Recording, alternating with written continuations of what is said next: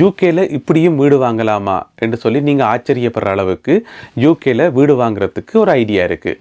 அந்த ஐடியா உட்பட இன்னும் ஒரு 3 தகவல்கள், மொத்தமாக 4 தகவல்கள், உங்களுக்கு மிகவும் முக்கியமான 4 தகவல்களை இந்த வீடியோவில் பார்க்க போகிறோம். வீடியோக்குள்ளே போகலாம் வாங்க. தமிழடியான் யூகே யூடியூப் சேனலுக்கு உங்கள் அனைவரையும் வருகவென அன்புடன் வரவேற்கின்றேன். பிரித்தானியாவில் வாழ்கின்ற தமிழ் மக்களுக்கு பயன்படக்கூடிய முக்கியமான தகவல்களை தாங்கி வருகிறது தமிழடியான் யூகே யூடியூப் சேனல். இன்று சித்திரை புது வருடத்தை கொண்டாடுகின்ற அனைத்து உறவுகளுக்கும் என்னுடைய புத்தாண்டு நல்வாழ்த்துக்கள். Happy new year. உங்களுக்கு ஒரு விஷயம் தெரியுமா? நாங்கள் பேங்கில் ஓவர் டிராஃப்ட் எடுத்திருந்தா அந்த ஓவர் டிராஃப்ட்டுக்குன்னு சொல்லி ஒரு வட்டி வீதம் இருக்குது. ஒரு குறிப்பிட்ட அளவான வட்டியை பேங்க் எடுத்துக்கொண்டு இருக்கும்.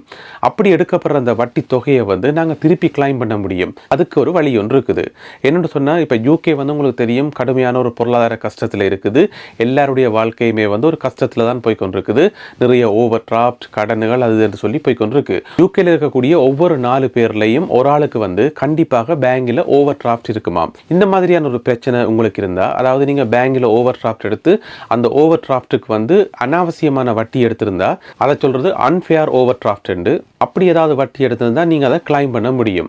என்ன செய்யணும்னு சொன்னா, நீங்க பேங்க்ல போயிட்டு விளங்கப்படுத்தணும் உங்களுடைய பொருளாதார நிலைமையை, இப்ப இருக்கிற சிச்சுவேஷனை விளங்கப்படுத்தி, இந்த மாதிரி எனக்கு கஷ்டமா இருக்குது, பில்லுகள் என்னால் பே பண்ண முடியல, என்னால் ரெண்ட் பே பண்றது கஷ்டமா இருக்குது, இந்த மாதிரி விஷயங்களை நீங்க விளங்கப்படுத்தி, அதுக்கு ஒரு மெத்தட் இருக்கு. நிறைய பேங்க்ல அதை சொல்றது இல்லை. இதுல நான் ஒரு டெலிஃபோன் நம்பர் போடுறேன். அந்த நம்பருக்கு போன் பண்ணி நீங்கள் கதைக்க முடியும். அப்படி இல்லை என்று சொன்னால், இந்த வெப்சைட்டினுடைய அட்ரஸில் போயிட்டு அங்கே போயிட்டு நீங்கள் கிளைம் பண்ண முடியும். ஓம்புட்ஸ்மேன் சர்வீஸில் போயிட்டு நீங்கள் கிளைம் பண்ண முடியும். மிக முக்கியமாக நீங்கள் கவனிக்க வேண்டிய விஷயம் என்னென்னு சொன்னால், நீங்கள் பேங்கில் ஓவர் டிராஃப்ட் எடுத்திருக்கணும். அந்த ஓவர் டிராஃப்ட்டுக்கு அநீதியான முறையில் அளவுக்கு அதிகமான வட்டி எடுக்கப்பட்டிருந்தால் மட்டும்தான் நீங்கள் அதை கிளைம் பண்ண முடியும். முதல்ல போயிட்டு உங்களுடைய பேங்கில் போய் நீங்கள் கதைக்கணும். அது சரி வரையில்லைன்னு சொன்னால், நான் தந்த இந்த டெலிஃபோன் நம்பர்லையும் அல்லது இந்த வெப்சைட்டில் போயிட்டு நீங்கள் கிளைம் பண்ண முடியும். ஃபேஸ்புக்கில் நடக்கிற மோசடிகள், ஸ்கேம் பற்றி நான் அடிக்கடி சொல்லிக்கொண்டே வரேன். அந்த வகையில் பார்த்தீங்கன்னு சொன்னால், இப்போ புதுசாக ஒரு விஷயம் நடந்திருக்கு. எப்படின்னு சொன்னால், தமிழ் பெயர்களில், குறிப்பாக தமிழ் பெண்களுடைய பெயர்களில் மெசேஜ் அனுப்பப்படுது. இப்போ புதுசாக என்ன சொல்லினோம்டா, போயிட்டு இந்த மாதிரி நான் ஒரு காம்படிஷனில் பங்கு பெற்றேன், ஒரு ஆர்ட் காம்படிஷனில் பங்கு பெற்றேன், எனக்கு உங்களுடைய வாக்குகள் தேவை, நீங்கள் ஓட் பண்ணீங்கன்னு சொன்னால் நான் வின்னராக வந்துடுவேன், எனவே எனக்கு ஓட் பண்ணுங்கன்னு சொல்லி உங்கள்கிட்ட பணிவாக அன்பாக கேட்கணும். அதுக்கு நீங்கள் கேட்பீங்க, எப்படி ஓட் பண்ணுறேன்னு சொல்லி கேட்கும்போது அவையில் ஒரு லிங்க் ஒன்று அனுப்பிவிடும். இந்த லிங்கை கிளிக் பண்ணீங்கன்னு சொன்னால் என்னுடைய பேர் அங்கே வரும். அதுக்கு நேரம் நீங்கள் ஓட் பண்ணீங்கன்னு சொன்னால் நான் இதில் வின் பண்ணுறதுக்கான வாய்ப்பு இருக்குன்னு சொல்லி அதில் உங்களுக்கு சொல்லப்படும். நீங்கள் அந்த லிங்கை கிளிக் பண்ணீங்கன்னு சொன்னால் அவ்வளோதான், உங்களுடைய ஃபேஸ்புக்கும் போய், ஃபேஸ்புக்கில் நீங்கள் கொடுத்து வச்சுக்கிற எல்லா தகவல்களும் போய், உங்களை பற்றின எல்லா டீட்டெயில்ஸும் அவங்க எடுத்துருவாங்க.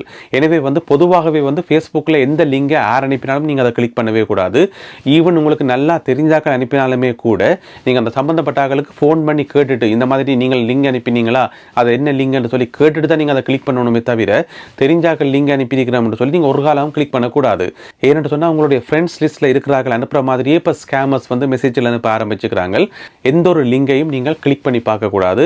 அது மிகவும் ஆபத்தானது. எனக்கு ஒரு மெசேஜ் வந்தது, தர்ஷினி நந்தகுமார் என்ற பேரில். அதே மெசேஜ் என்னுடைய நண்பர் ஒரு ஆளுக்கு போயிருக்கு வேறொரு பேரில். ஆனால் விஷயம் ஒன்று தான், ஒரே லிங்க் தான்.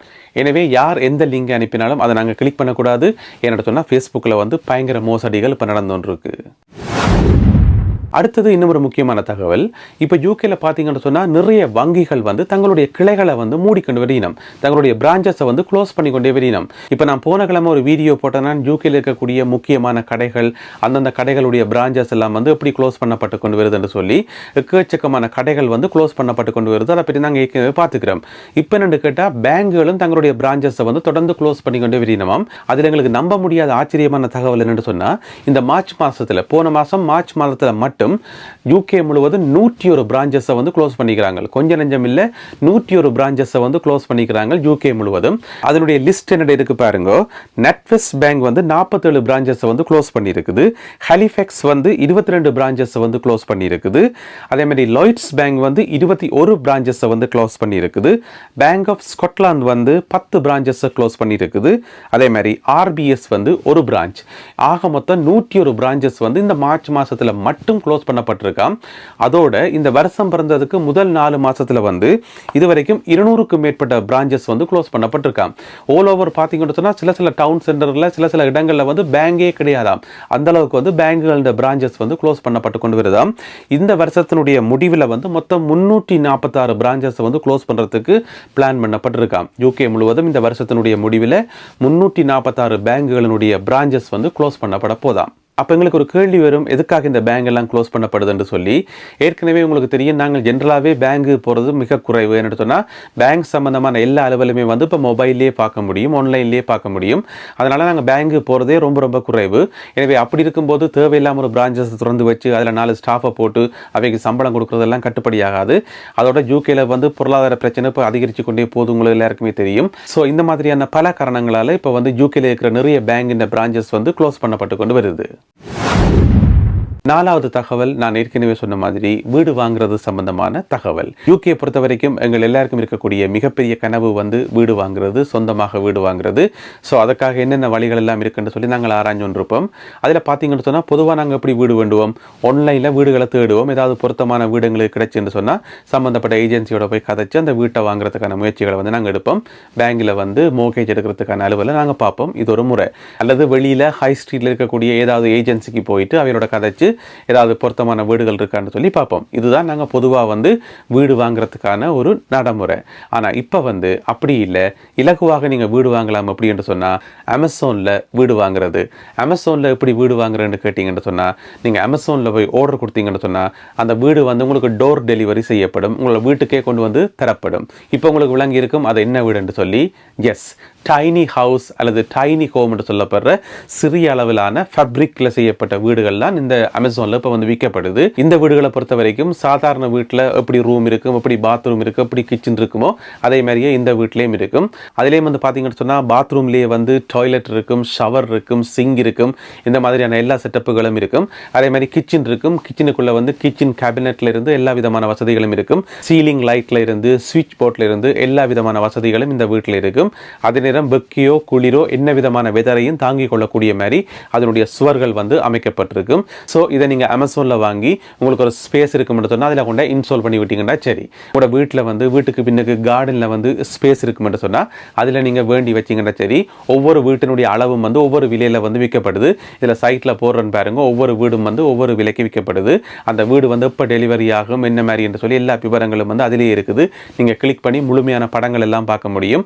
அந்த வீட்டில் இருக்கக்கூடிய வசதிகள் எல்லாத்தையும் வந்து நீங்கள் பார்க்க முடியும். எனவே நாங்கள் வீடு வாங்குறதுக்கு நிறைய கஷ்டப்பட வேண்டியதில்லை. அமேசானில் ஆர்டர் கொடுத்தாலே போதுமானது. புதிய வீடு எங்களுடைய பழைய வீட்டு அட்ரஸுக்கு வந்து டோர் டெலிவரி செய்யப்படும். இதில் நீங்கள் செய்ய வேண்டிய முக்கியமான வேலை என்னென்னு சொன்னால், ஒரு எலக்ட்ரிசியனை பிடிச்சி கரண்டை வந்து கனெக்ட் பண்ணி விடணும். ஏற்கனவே உள்ளுக்க வயரிங் எல்லாம் செய்யப்பட்டிருக்கும், அந்த கனெக்ஷனை மட்டும் கொடுக்கணும். இந்த மாதிரி நாங்கள் வாங்கி இன்ஸ்டால் பண்ணுற வீடுகளில் இருக்கக்கூடிய ஒரு முக்கியமான பிரச்சனை என்னென்னு சொன்னால், கொஞ்சம் கடுமையான காற்று அடிச்சுன்னு சொன்னால் வீட்டை தூக்கி எரிஞ்சு விட்டுரும். எனவே வந்து இப்படியே வேண்ட வீடுகள் வந்து காற்றை தாங்குமான்னு கேட்டிங்கன்னு சொன்னால் மேக்ஸிமம் வந்து 70 மைல் பெர் அவர் வேகத்தில் வீசுகிற காற்றை வந்து இந்த மாதிரியான வீடுகள் தாங்குமாம். அதுக்கு மேலே வேகமாக காற்று வீசினா கண்டிப்பாக தூக்கி எறியும். எனவே அதையும் நீங்கள் கவனித்துக் கொள்ளணும். இதில் இன்னும் ஒரு முக்கியமான விஷயம் என்னென்னு சொன்னால், நான் சொல்கிறது வந்து ஒரு தகவல் மட்டும்தான். ஒரு தகவலுக்காக நீங்கள் தெரிஞ்சு கொள்ளணுன்றதுக்காக தான் நான் சொல்கிறேனே தவிர மற்றபடி உண்மையிலேயே இந்த வீட்டை நீங்கள் வாங்கணும்னு சொன்னால் அது சம்மந்தப்பட்ட அதிகாரிகள், கவுன்சில் போன்ற இடங்களில் போய் கதைச்சு ப்ராப்பராக அந்த வீட்டை நீங்கள் வாங்கணும். நான் இதில் சொல்கிறது வந்து ஒரு தகவலுக்கு மாத்திரமே. நல்லது அன்பான உறவுகளே, இன்றைக்கு அவ்வளவுதான் தகவல்கள். இந்த தகவல்கள் உங்களுக்கு பிடிச்சிருக்கும் என நம்புகிறேன். அப்படி பிடிச்சிருந்தா மறக்காமல் இந்த வீடியோக்கு ஒரு லைக் போடுங்க, உங்களுடைய உறவினர் நண்பர்களோட ஷேர் பண்ணுங்க. மீண்டும் மற்றும் ஒரு வீடியோவில் சந்திப்போம். நன்றி, வணக்கம்.